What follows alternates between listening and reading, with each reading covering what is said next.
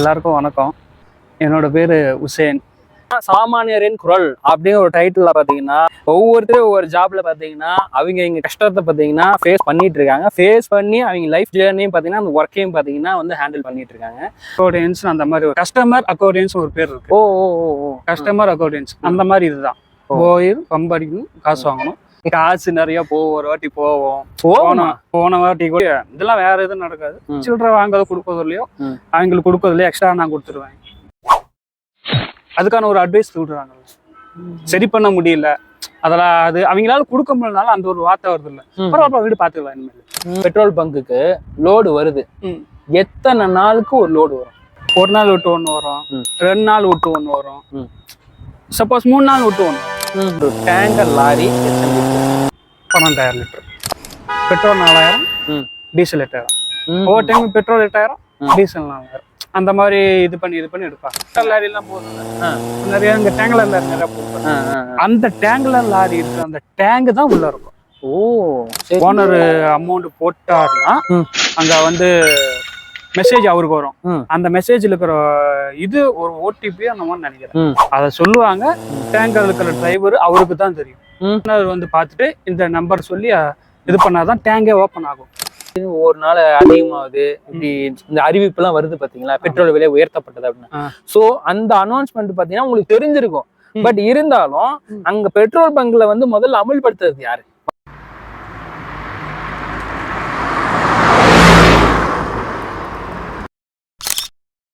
Petrol பங்க்ல வந்து ஒரு machine fault ஆகுதுன்னா அது எந்த மிஷின் ஃபால்ட் ஆகும், அதனால என்ன தொந்தரவு உங்களுக்கு? ஃபால்ட் ஆகும்னா தெரியாது. ஒரு சில டைம் கரண்ட் போகுதுன்னு வச்சுக்கோங்க. கரண்ட் போச்சுன்னா ஒவ்வொரு பம்பு லாக் ஆயிடும்.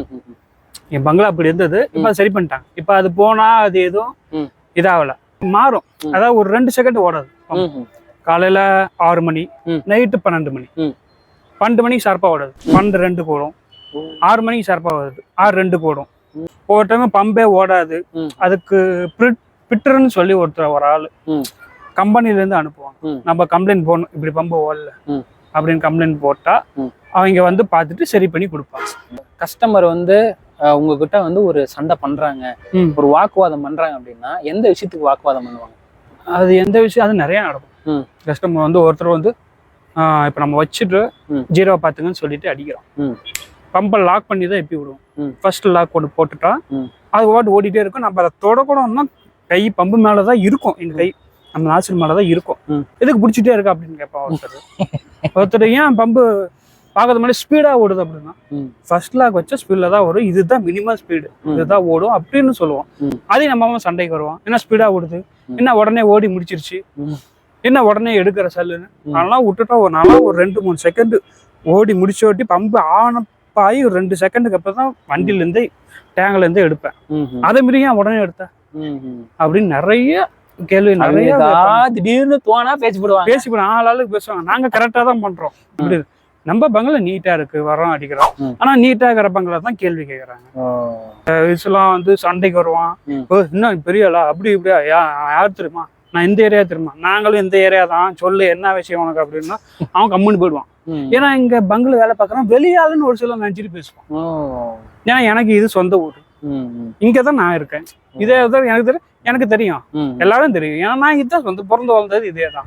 அப்படி சொன்னா ஒரு சிலர் சொந்த ஊருக்காரன் அப்படின்ட்டு போயிடும். அந்த மாதிரி ஒரு சிலர் எல்லாம் நிறைய நடந்திருக்கு. பெட்ரோல் பங்க்ல வந்து இந்த காத்தடிக்கு ஒருத்தர் உட்காந்துருக்காங்கல்ல, அது வந்து நீங்களா வந்து இந்த ஏர் பாய் உட்கார வைக்கிறீங்களா, இல்ல ஒரு மனிதாபிமான அடிப்படையில பாத்தீங்கன்னா அது இல்ல, அது கம்பல்சரி ஒரு ஆள் இருந்தே இருக்கணும். சரி, கம்பல்சரி ஒரு ஆள் இருக்கணும். 24 hours அந்த ஆள் அந்த பம்பு கிட்ட உட்காந்துட்டு இருக்கணும். அந்த ஆள் ஏர் பாய்னா அந்த வேலை தான், அதை நீ பார்த்துக்கிட்டு கண்டிப்பா இருக்கணும். வண்டி வந்தா அடிச்சுதான் விடணும். கேட்கறாங்களா, நாம ஒரு சிலர் கேட்கணும், நாமளே ஒரு சில டைம் கேட்கறோம், எங்க ஏர் அடிக்கணுமான்னு கேட்கணும். கேட்டுட்டு ஓகேன்னா அடிச்சா, ஒரு சிலர் வேணாம்னா போயிடுவோம். அந்த மாதிரி இருக்கு. அந்த ஆள் கண்டினியூஸா அந்த பம்பு கிட்ட இருக்கணும். அது சேலரி, அதுக்கு சேலரி அது அவங்க ஓனர் இது பார்த்து தான் கொடுப்பாங்க. ஓனர் பார்த்து ஓனர் எவ்வளவு கொடுக்குறோம் அதுதான். கஸ்டமர்ஸ்லாம் வந்து அமௌண்ட் கொடுக்கறதெல்லாம் மனிதமாக பார்த்து தான் கொடுப்பாரு. நம்மள கேட்க கம்பல்சரி தேவை, நம்மள கேட்க கூடாது, அது தப்பு ரூல். ஏன்னா ஏர் ஃப்ரீ ஏர் அப்படின்னு தான் எழுதி விட்டு, நாம கேட்க கூடாது. அவங்களா பார்த்து ஓகே பிடிக்கிறாங்கன்னு சொல்லி அவங்களா ஒரு 5, 10, ஒரு 2 ரூபா 3 ரூபா கையில என்னக்குதோ அதை கொடுத்துட்டு போயிடுவாங்க. ஹேண்டிகேப்பா ஏன் பார்த்து செலக்ட் பண்றீங்க? ஹேண்டிபேக்கோ அது ஒரு சிலர் வைப்பாங்க, நிறைய பேர் வச்சிருக்காங்க ஹேண்டிகேப்பா. ஏன்னா அவங்களுக்கு தான் பம்பு அதான் ரொம்ப நடக்க முடியாது இல்லை. ஏன்னா அந்த பம்புனா அந்த இடத்துலயே தான் உட்காடுறோம், அவங்களுக்கு அங்கதான் வேலை. ஏன்னா அவங்க அதிகம் நடக்கிறதுக்கு இல்லைல்ல. ஒரு சில பங்குகள் இந்த மனிதாபிமானம் அதுக்கு சரி பரவாயில்ல ஒண்ணுக்கு ஒரு வேலை கொடுத்தா நம்மளால ஒன்று உதவுமேன்னு சொல்லிட்டு ஓனர் பார்த்து சேர்த்தி வச்சு கொடுக்கறதான் அந்த ஒரு வேலை. அதாவது பொதுவா பெட்ரோல் பங்க்ல இந்த ரூல்ஸ் அண்ட் ரெகுலேஷன்ஸ் இருக்கு இல்லையா, பாதுகாப்பு வழிமுறைகள்னு சொல்றாங்கல்ல, அது என்ன ஃபாலோ பண்றீங்க ஒரு பெட்ரோல் பங்க்ல? பாதுகாப்பு வழிமுறை அப்படின்னா போன் யூஸ் பண்ணக்கூடாது, சரி போன் பேசக்கூடாது, அந்த இடத்துல வண்டியை வந்து பங்குக்குள்ள வந்தவொடனே வண்டியை ஆஃப் பண்ணிடணும், ஆன்ல இருக்கக்கூடாது. வண்டியை அந்த ட்ரை ஆகி தள்ளிக்கிட்டு வராங்க பாத்தியா, ட்ரை ஆகி தள்ளிக்கிட்டு வராங்க அவங்க வந்து ஸ்டார்ட் பண்ண பம்புகிட்டே முறுக்கும். இங்க பண்ணாதீங்க, தூரம் பம்புகிட்ட அது ரூல் பண்ணவே கூடாது. ஆக்சிலேட்டர் அது பண்ணவே கூடாது. அடிச்சுட்டு நீ அந்தாண்ட போய் கூட பண்ணுங்க, இந்தாண்ட பண்ணாதீங்க. இங்க வந்து கத்துறது கூச்சல் அது இதுன்னு நிறைய நடக்கும். அதெல்லாம் பங்கு பக்கம் வச்சுக்கவே கூடாது. ஏன்னா ஃபுல் சிசிடிவி கேமரா. சரி சரி, ஃபுல் கேமரா இருக்குவா, ஃபுல் கேமரா இருக்கும். அது வந்தனால அதை பச்சுன்னா கம்பெனிக்காரன் பார்த்து என்ன இங்க கூட்டமா இருக்கு கத்திட்டு இருக்காங்க அப்படின்னு போன் இதை ஏதாச்சும் வரும். இல்லை வேணாம், இங்கே பங்கெல்லாம் கூட்டம் சேரக்கூடாது, போங்க பங்கில் வந்தால் பங்குக்குள்ள பெட்ரோல் அடிக்கிறவங்க மட்டும்தான் இருக்கணும், அவங்க மட்டும் தான் இருக்கணும், வேற யாரும் இருக்கக்கூடாது. இப்போ இந்த பாதுகாப்பு உபகரணங்கள் என்னென்ன இருக்கு? வாளியில மண் இருக்கும், அந்த ஃபயர் இது இருக்கும், எல்லாமே இருக்கும். இதுதான் மெயின், இதுதான் இருக்கும். பெட்ரோல் பங்க்ல ஒரு இடத்துல லீக்கேஜ் ஆகுதுன்னா எங்க லீக்கேஜ் ஆகும்?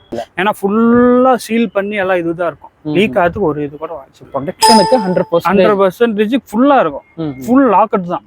அதை நீங்க அந்த சீலை ஓபன் பண்ணணும்னா சேல்ஸ் மேனேஜர்னு ஒருத்தர் கம்பெனியில் இருப்பான், அவங்க பர்மிஷனோட தான் அதை ஓப்பனே பண்ணணும். எது அந்த டேங்க்? அந்த டேங்க் தான் ஒரு சீல், பம்புக்குள்ள ஒரு சீல் மாதிரி இருக்கும், அவங்க பர்மிஷனோட தான் அதெல்லாம் பண்ணி ஆகும். அவங்க பர்மிஷன் பண்ணவே கூடாது, அந்த இது பக்கம் போவே கூடாது. அப்படி ரிப்பேர் ஆச்சு இப்படி லீக் ஆகுதுன்னா அவங்க பர்மிஷன் கொடுக்கணும். ஓகே பண்ணுங்க அப்புறம் தான் அந்த வேலையை பண்ண சொல்லாம அது பண்ணக்கூடாது. பண்ண உங்களுக்கு பிரச்சனை, அது பிரச்சனை, அது பண்ணக்கூடாது. என்ன கேட்காம ஏன் பண்ணீங்கன்னா அவங்க கேள்வி நாங்க தான் அதை போட்டிருக்கோம், என்ன கேட்காம ஏன் பண்றீங்க அப்படின்னு ஒரு சொல்லுது. அதனால அவங்கள வச்சுக்கிட்டு தான் அதை இது பண்ணவே முடியும். பெட்ரோல் பங்க்ல பெட்ரோல் அடிக்கிறது தவிர பெட்ரோல் பங்க்ல என்னென்ன சர்வீஸ் நீங்க பண்ணீங்க? சர்வீஸ்னா வேற ஏதாவது பொருள் விற்கிறதா என்ன பண்ணுவீங்க? ஏர் பிடிக்கிறது அது ரெகுலரா இருக்கும். இன்ஜின் ஆயில் வண்டிக்கு ஊத்துவாங்கல்ல, 2 வீலர் 4 வீலர் எல்லாத்துக்கும் ஊத்துற இன்ஜின் ஆயில் ஒவ்வொரு 1 லிட்டர் 5 லிட்டர் 10 லிட்டர் அது விற்போம். துண்டு கிளாத் விற்போம். அது எல்லாமே ரெகுலரா எல்லா இருக்கிறது, எல்லாமே கொடுத்து வைக்கிறது. வண்டி தொடச்சு விடுவாங்க, கார் வந்து அது கார் பெட்ரோலோ டீசலோ ஃபுல் பண்ற வரைக்கும் காரை கண்ணாடி தொடச்சு விடுவாங்க. அந்த இதெல்லாம் நிறைய பங்குல இருக்கு. ஆனா சர்வீஸ் ஃப்ரீ தான், நம்ம தான் பண்ணோம்.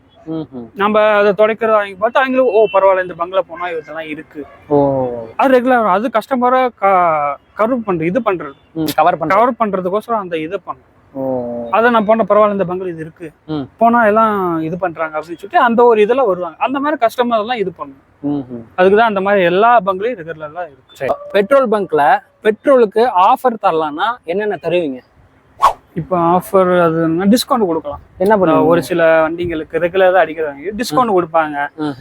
ஒரு சிலர் இப்போ புதுசா ஒரு பங்க் ஓபன் பண்றோம்னு வச்சுக்கேன், அந்த இடத்துல வண்டிங்க வராது புதுசா பங்கு. ஆனா அவங்கள கவர் இங்க பங்கு இருக்குன்னு ஒருத்தர் தேய்க்குன்னா ஒரு 10-100 மீட்டருக்கு இருந்தாலும் ஒரு போர்டு, இந்த இடத்துல பங்கு பெட்ரோல் அடிச்சா லிட்டருக்கு ₹1 கம்மி அப்படின்னு போர்டு வைப்பாங்க.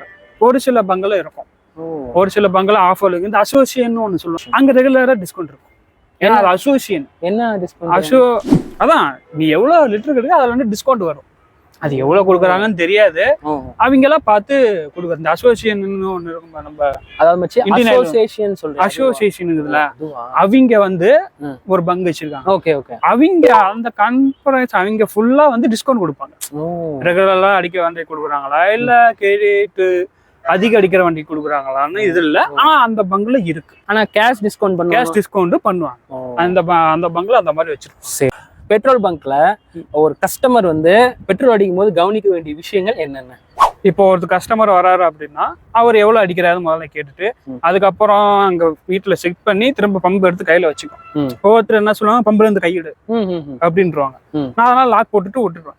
அவங்க ஓடுற வரைக்கும் அவங்க மீட்டர் பார்ப்பாங்க, நான் அப்படியே பம்புல கை வைக்காம கஸ்டமர் கண்ணு இதுல மீட்டர்ல தான் இருக்கும் ஒழிஞ்சு வேற எங்கேயுமே இருக்காது. ஆ. மீட்டர்ல தான் இருக்கும். நாம என்ன பண்றோம், அது முடிச்ச ஒட்டி நம்ம அதை லாக் எடுத்து விட்டு திரும்ப கடைசி சொட்டு விடுற வரைக்கும் வச்சுட்டு திரும்ப எடுத்து உள்ள வச்சிடும். ஏன்னா ஒவ்வொருத்தரும் அந்த கடைசி சொட்டு கூட கேட்பான், ஏன் அதை கீழே விட்ட அப்படின்னு கூட கேட்பான்.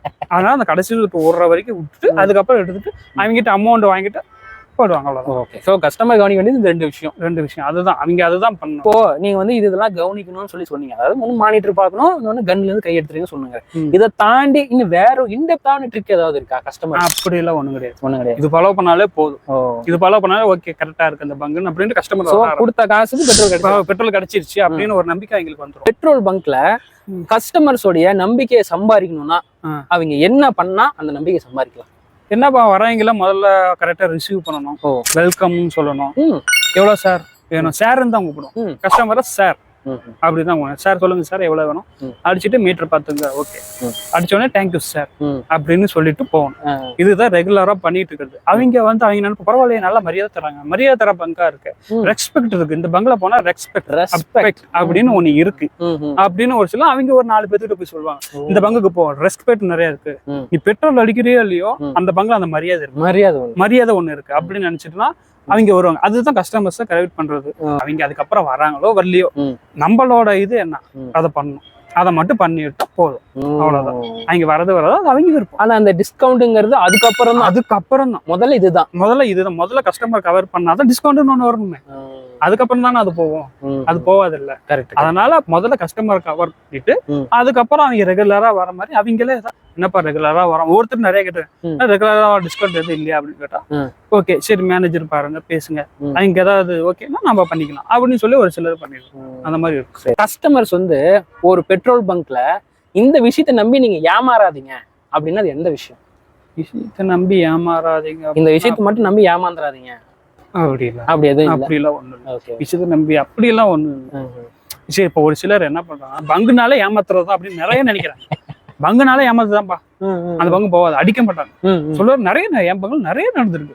நீ சரியா அடிக்கல, ரோட் என்கிட்டயே சண்டைக்கு வந்தோம், நீ சரியா அடிக்கல, என்ன சரியா அடிக்கல பார்க்கும்போது மீட்டர் பார்க்கணும் அடிச்சாச்சு, அடிச்சு முடிச்சுட்டு மீட்டர் பார்த்தா இதெல்லாம் ஏமாத்த வேலை இருக்கு.